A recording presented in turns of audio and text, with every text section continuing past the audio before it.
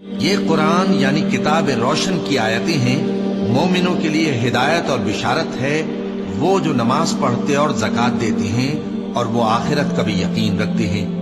جو لوگ آخرت پر ایمان نہیں رکھتے، ہم نے ان کے اعمال ان کے لیے آراستہ کر دیے ہیں تو وہ بھٹکتے پھر رہے ہیں۔ یہی لوگ ہیں جن کے لیے برا عذاب ہے اور وہ آخرت میں بھی بہت نقصان اٹھانے والے ہیں۔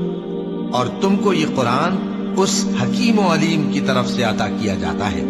جب موسیٰ نے اپنے گھر والوں سے کہا کہ میں نے آگ دیکھی ہے، میں وہاں سے رستے کا پتہ لاتا ہوں یا کوئی شعلہ یعنی ایک انگارہ تمہارے پاس لاتا ہوں تاکہ تم آگ تاپو۔ جب موسیٰ اس کے پاس آئے تو ندا آئی کہ وہ جو آگ میں تجلی دکھاتا ہے بابرکت ہے، اور وہ جو آگ کے ارد گرد ہے، اور اللہ جو تمام عالم کا پروردگار ہے پاک ہے۔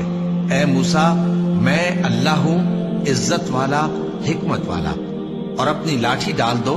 سو جب اسے دیکھا تو اس طرح حرکت کر رہی تھی گویا سانپ ہے، تو پیٹ پھیر کر بھاگے اور پیچھے مڑ کر نہ دیکھا۔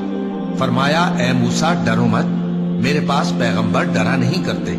ہاں، جس نے ظلم کیا پھر برائی کے بعد اسے نیکی سے بدل دیا تو میں بخشنے والا مہربان ہوں۔ اور اپنا ہاتھ اپنے گریبان میں ڈالو، بے عیب سفید و روشن نکلے گا۔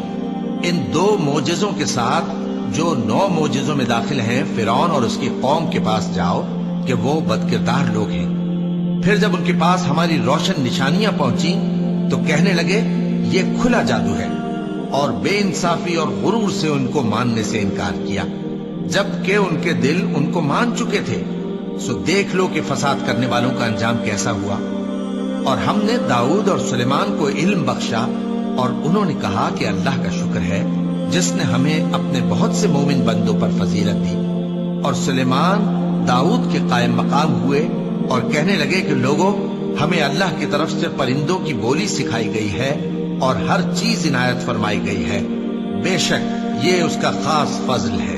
اور سلیمان کے لیے جنوں اور انسانوں اور پرندوں کے لشکر جمع کیے گئے اور پھر ان کی جماعتیں بنائی گئی، یہاں تک کہ جب چیونٹیوں کے میدان میں پہنچے تو ایک چیونٹی نے کہا کہ چیونٹیوں، اپنے اپنے بلوں میں داخل ہو جاؤ، ایسا نہ ہو کہ سلیمان اور اس کے لشکر تم کو کچل ڈالے اور ان کو خبر بھی نہ ہو۔ تو وہ اس کی بات سے ہنس پڑے اور کہنے لگے کہ اے پروردگار، مجھے توفیق عنایت کر کہ جو احسان تو نے مجھ پر اور میرے ماں باپ پر کیے ہیں ان کا شکر کروں، اور ایسے نیک کام کروں کہ تو ان سے خوش ہو جائے، اور مجھے اپنی رحمت سے اپنے نیک بندوں میں داخل فرما۔ اور جب انہوں نے پرندوں کا جائزہ لیا تو کہنے لگے کیا سبب ہے مجھے ہدہد نظر نہیں آتا، کیا کہیں غائب ہو گیا ہے؟ میں اسے سخت سزا دوں گا یا ذبح کر ڈالوں گا یا میرے سامنے اپنی بے قصوری کی واضح دلیل پیش کرے۔ ابھی تھوڑی دیر ہوئی تھی کہ ہدہد آ موجود ہوا اور کہنے لگا کہ مجھے ایک ایسی چیز معلوم ہوئی ہے جس کی آپ کو خبر نہیں، اور میں آپ کے پاس ملک سبا سے ایک یقینی خبر لے کر آیا ہوں۔ میں نے ایک عورت دیکھی کہ ان لوگوں پر حکومت کرتی ہے اور ہر چیز اسے میسر ہے، اور اس کا ایک شاندار تخت ہے۔ میں نے دیکھا کہ وہ اور اس کی قوم اللہ کو چھوڑ کر آفتاب کو سجدہ کرتی ہیں، اور شیطان نے ان کے اعمال انہیں آراستہ کر دکھائے ہیں اور ان کو رستے سے روک رکھا ہے، پس وہ رستے پر نہیں آتے اور نہیں سمجھتے ہیں کہ اللہ کو جو آسمانوں اور زمین میں چھپی چیزوں کو ظاہر کر دیتا اور تمہارے پوشیدہ اور ظاہر اعمال کو جانتا ہے، کیوں سجدہ نہ کریں؟ اللہ کے سوا کوئی عبادت کے لائق نہیں، وہی عرش عظیم کا مالک ہے۔ کیونکہ آیت سجدہ تلاوت کی گئی ہے لہذا سامعین پر سجدہ واجب ہے۔ سلیمان نے کہا اچھا، ہم دیکھیں گے تو نے سچ کہا ہے یا تو جھوٹا ہے۔ یہ میرا خط لے جا اور اسے ان کی طرف ڈال دے، پھر ان کے پاس سے ہٹ جانا اور دیکھنا کہ وہ کیا جواب دیتی ہیں۔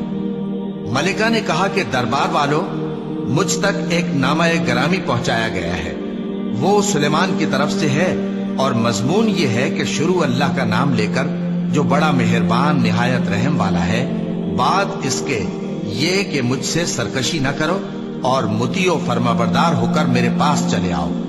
خط سنا کر کہنے لگی کہ اے اہل دربار، میرے اس معاملے میں مجھے مشورہ دو، جب تک کہ تم حاضر نہ ہو اور صلاح نہ دو میں کسی کام کا فیصلہ نہیں کیا کرتی۔ وہ بولے کہ ہم بڑے زوراور اور سخت جنگجو ہیں، اور حکم آپ کے اختیار میں ہے، تو جو حکم دیجیے گا اس کے انجام پر نظر کر لیجیے گا۔ اس نے کہا کہ بادشاہ جب کسی شہر میں داخل ہوتے ہیں تو اس کو تباہ کر دیتے ہیں اور وہاں کے عزت والوں کو ذلیل کر دیا کرتے ہیں، اور اسی طرح یہ بھی کریں گے۔ اور میں ان کی طرف کچھ تحفہ بھیجتی ہوں اور دیکھتی ہوں کہ قاصد کیا جواب لاتے ہیں۔ پس جب قاصد سلیمان کے پاس پہنچا تو سلیمان نے کہا، کیا تم مجھے مال سے مدد دینا چاہتے ہو؟ سو جو کچھ اللہ نے مجھے عطا فرمایا ہے وہ اس سے کہیں بہتر ہے جو تمہیں دیا ہے۔ حقیقت یہ ہے کہ اپنے تحفے سے تم ہی خوش ہوتے ہوگے۔ ان کے پاس واپس جاؤ، اب ہم ان پر ایسے لشکر لے کر حملہ کریں گے جن کے مقابلے کی ان میں طاقت نہ ہوگی، اور ان کو وہاں سے بے عزت کر کے نکال دیں گے اور وہ ذلیل ہوں گے۔ سلیمان نے کہا کہ اے دربار والو، کوئی تم میں ایسا ہے کہ قبل اس کے کہ وہ لوگ فرما بردار ہو کر ہمارے پاس آئیں، ملکہ کا تخت میرے پاس لے آئے؟ جنات میں سے قوی ہیکل جن نے کہا کہ قبل اس کے کہ آپ اپنی جگہ سے اٹھیں میں اس کو آپ کے پاس لا حاضر کرتا ہوں، اور مجھے اس پر قدرت بھی حاصل ہے اور امانت دار بھی ہوں۔ ایک شخص جس کو کتاب الہی کا علم تھا کہنے لگا کہ میں آپ کی آنکھ کے جھپکنے سے پہلے پہلے اسے آپ کے پاس حاضر کیے دیتا ہوں۔ جب سلیمان نے تخت کو اپنے پاس رکھا ہوا دیکھا تو کہا کہ یہ میرے پروردگار کا فضل ہے تاکہ مجھے آزمائے کہ میں شکر کرتا ہوں یا کفران نعمت کرتا ہوں، اور جو شکر کرتا ہے تو اپنے ہی فائدے کے لیے شکر کرتا ہے، اور جو ناشکری کرتا ہے تو میرا پروردگار بے نیاز ہے، کرم کرنے والا ہے۔ سلیمان نے کہا کہ ملکہ کے امتحان عقل کے لیے اس کے تخت کی صورت بدل دو، دیکھیں کہ وہ سوج رکھتی ہے یا ان لوگوں میں سے ہے جو سوج نہیں رکھتے۔ پھر جب وہ آ پہنچی تو پوچھا گیا کہ کیا آپ کا تخت بھی اسی طرح کا ہے؟ اس نے کہا کہ یہ تو گویا ہو بہو وہی ہے، اور ہم کو اس سے پہلے ہی سلیمان کی عظمت و شان کا علم ہو گیا تھا، اور ہم فرما بردار ہیں۔ اور وہ جو اللہ کے سوا دوسروں کی پرستش کرتی تھی، سلیمان نے اس کو اس سے منع کیا کہ وہ کافروں میں سے تھی۔ اس کے بعد اس سے کہا گیا کہ محل میں چلیے۔ جب اس نے اس کے فرش کو دیکھا تو اسے پانی کا حوض سمجھا اور کپڑا اٹھا کر اپنی پنڈلیاں کھول دی۔ سلیمان نے کہا، یہ ایسا محل ہے جس کے نیچے بھی شیشے جڑے ہوئے ہیں۔ وہ بول اٹھی کہ پروردگار، میں اپنے آپ پر ظلم کرتی رہی تھی، اور اب میں سلیمان کے ساتھ اللہ رب العالمین پر ایمان لاتی ہوں۔ اور ہم نے سمود کی طرف ان کے بھائی صالح کو بھیجا کہ اللہ کی عبادت کرو، تو وہ دو فریق ہو کر آپس میں جھگڑنے لگے۔ صالح نے کہا کہ اے قوم، تم بھلائی سے پہلے برائی کے لیے کیوں جلدی کرتے ہو، اور اللہ سے بخشش کیوں نہیں مانگتے تاکہ تم پر رحم کیا جائے؟ وہ کہنے لگے کہ تم اور تمہارے ساتھی ہمارے لیے برا شگون ہیں۔ صالح نے کہا کہ تمہاری بدشگونی اللہ کے پاس ہے، بلکہ تم ایسے لوگ ہو جن کی آزمائش کی جاتی ہے۔ اور شہر میں 9 شخص تھے جو ملک میں فساد کیا کرتے تھے اور اصلاح سے کام نہیں لیتے تھے۔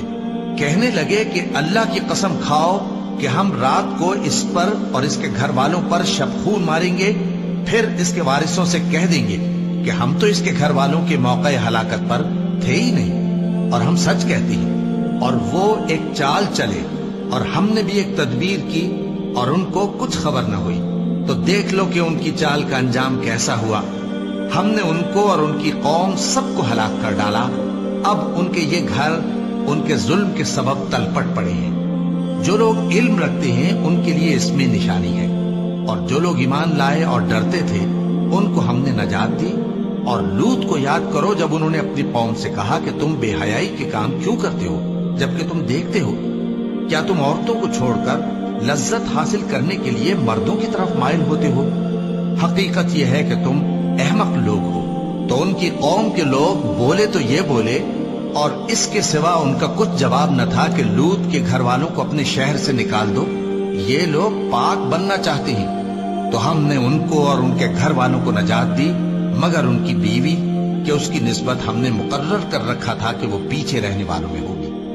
اور ہم نے ان پر مے برسایا، سو جو مے ان لوگوں پر برسا جن کو متنبع کر دیا گیا تھا برا تھا۔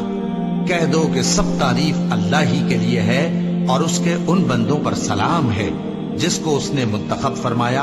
بھلا اللہ بہتر ہے یا وہ جن کو یہ اس کا شریک بناتے ہیں؟ بھلا کس نے آسمانوں اور زمین کو پیدا کیا، اور کس نے تمہارے لیے آسمان سے پانی برسایا؟ پھر ہم نے اس سے سرسبز باغ اگائے. تمہارا کام تو نہ تھا کہ تم ان کے درختوں کو اگاتے. تو کیا اللہ کے ساتھ کوئی اور بھی معبود ہے؟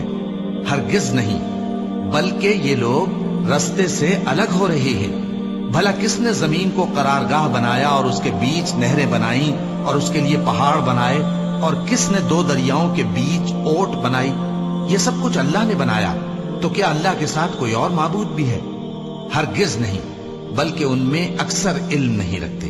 بھلا کون بے قرار کی التجا قبول کرتا ہے جب وہ اس سے دعا کرتا ہے؟ اور کون اس کی تکلیف کو دور کرتا ہے؟ اور کون تم کو زمین میں اگلوں کا جانشین بناتا ہے؟ یہ سب کچھ اللہ کرتا ہے. تو کیا اللہ کے ساتھ کوئی اور معبود بھی ہے؟ ہرگز نہیں، مگر تم بہت کم غور کرتے ہو. بھلا کون تم کو جنگل اور دریا کے اندھیروں میں رستہ بتاتا، اور کون ہواؤں کو اپنی رحمت کے آگے خوشخبری بنا کر بھیجتا ہے؟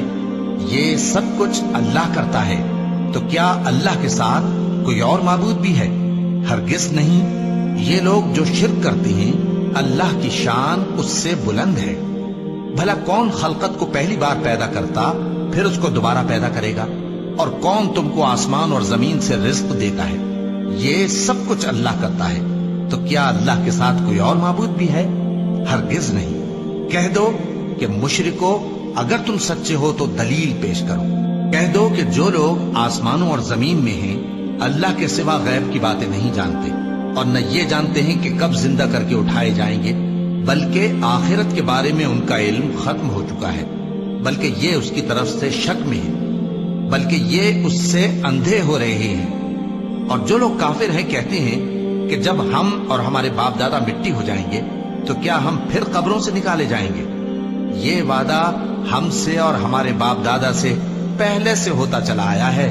کہاں کا اٹھنا اور کیسی قیامت؟ یہ تو صرف پہلے لوگوں کی کہانیاں ہیں. کہہ دو کہ ملک میں چلو پھرو، پھر دیکھو کہ گناہگاروں کا انجام کیا ہوا ہے، اور ان کے حال پر غم نہ کرنا، اور نہ ان چالوں سے جو یہ کر رہے ہیں تنگ دل ہونا. اور کہتے ہیں کہ اگر تم سچے ہو تو یہ وعدہ کب پورا ہوگا؟ کہہ دو کہ جس عذاب کے لیے تم جلدی کر رہے ہو شاید اس میں سے کچھ تمہارے نزدیک آ پہنچا ہو، اور تمہارا پروردگار تو لوگوں پر فضل کرنے والا ہے، لیکن ان میں سے اکثر شکر نہیں کرتے. اور جو باتیں ان کے سینوں میں پوشیدہ ہوتی ہیں اور جو کام وہ ظاہر کرتے ہیں تمہارا پروردگار ان سب کو جانتا ہے. اور آسمانوں اور زمین میں کوئی پوشیدہ چیز نہیں ہے مگر یہ کہ وہ ایک کتاب روشن میں لکھی ہوئی ہے. بے شک یہ قرآن بنی اسرائیل کے سامنے اکثر باتیں جن میں وہ اختلاف کرتے ہیں بیان کر دیتا ہے، اور بے شک یہ مومنوں کے لیے ہدایت اور رحمت ہے. تمہارا پروردگار قیامت کے روز ان میں اپنے حکم سے فیصلہ کر دے گا، اور وہ غالب ہے، علم والا ہے. تو اللہ پر بھروسہ رکھو، تم تو صاف حق پر ہو. کچھ شک نہیں کہ تم مردوں کو بات نہیں سنا سکتے، اور نہ بہروں کو جبکہ وہ پیٹ پھیر لیں آواز سنا سکتے ہو، اور نہ اندھوں کو گمراہی سے نکال کر رستہ دکھا سکتے ہو. تم تو انہی کو سنا سکتے ہو جو ہماری آیتوں پر ایمان لاتے ہیں، پھر وہ فرما بردار ہو جاتے ہیں.